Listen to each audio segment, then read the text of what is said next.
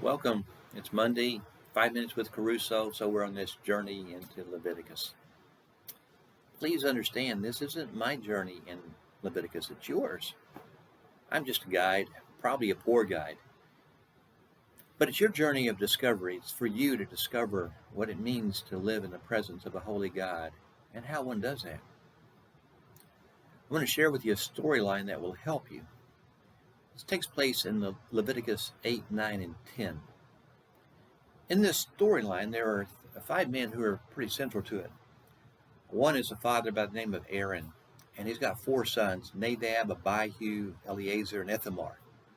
And they serve as high priest and priest for the nation of Israel, or another way to think about it is go-betweens. You see, these people don't know how to live in the presence of holiness. They don't really understand holiness.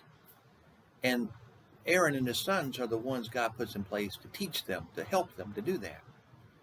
So in chapter 8, he's getting them ready for their first day on the job, and he gives them very specific instructions, and he says, this is how you do this. And at the end of that chapter, he tells them, pay attention to what I tell you, because if you don't, it's going to cost you your life. It's a pretty dangerous role they're in. Well, in chapter 9, they actually are on their first day in the job, and they're doing everything God told them to do, exactly as he told them to do it, and everything's just going fantastic. And then God shows up, and people are celebrating, and they're excited. They see him in his glory and power, or at least they see his power and his glory, and they're celebrating. Well, in chapter 10, verse 1, 2, and 3, the 2 oldest boys of Aaron, their names are Nadab and Abihu, they decide to just wing it for whatever reason, and they're going to offer some fire before God that he didn't authorize, and they do that, and God just strikes them down dead. Just like that. And the mood shifts from this celebration to this horror, this scene that just unfolded before them. And God gets Aaron's attention, says, be careful, Aaron, because you're about to get killed too if you don't watch out. And then he says basically to Aaron, he says, I put you and your sons in place to teach people the difference between holiness and that which is common, between clean and unclean. So these things don't happen. See, God didn't like bringing that judgment on Nadab and Abihu any more than Aaron liked seeing it. His sons are dead. What's important for us to hear that? Well, why? Well, centuries later, Peter would write a letter to some Christians. It's called 2 Peter.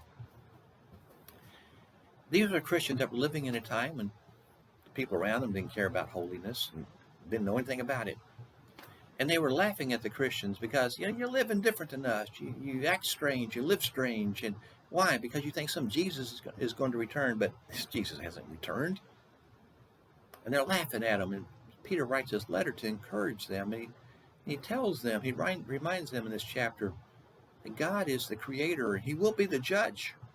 And one day he is going to send his son, Jesus, back to be the judge.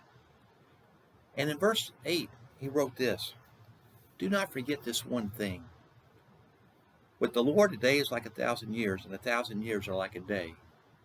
The Lord is not slow in keeping his promise, as some count slowness, but he is patient with you, not wanting anyone to perish, but everyone to come to repentance. And since everything will be destroyed in this way, in verse 11, what kind of people ought you to be? You ought to live holy and godly lives as you look forward to the day of the Lord and speed his coming. And what Peter is saying to those Christians that we need to hear, because it's even been 2,000 years since then. Why hasn't Jesus come back? Well, it's not because he's forgot. It's not because he just doesn't want to, but he doesn't. Because he knows that when he comes back, Jesus knows it's going to be a day of judgment. It's going to be a Nadab and Abihu kind of day for a lot of people.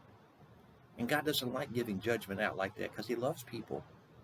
And so he keeps putting it off so that people will turn back to him. And it calls us to live holy and godly lives so that when Jesus comes back, it's a day of celebration, not a Nadab and Abihu kind of a day. Now that's important for us to hear that. It's important for us to know Leviticus, to know those kind of stories, because you see, when Jesus comes back, he doesn't want it to be a Nadab and Abihu day for you. We like to kid ourselves and think that we call the shots. that we determine what's a life lived good and bad, what's evil and what's good, what's righteous, what's unrighteous, what's right, what's wrong. We think we get to call the shots, but we don't. See, God is in control. He's the creator. He's the judge.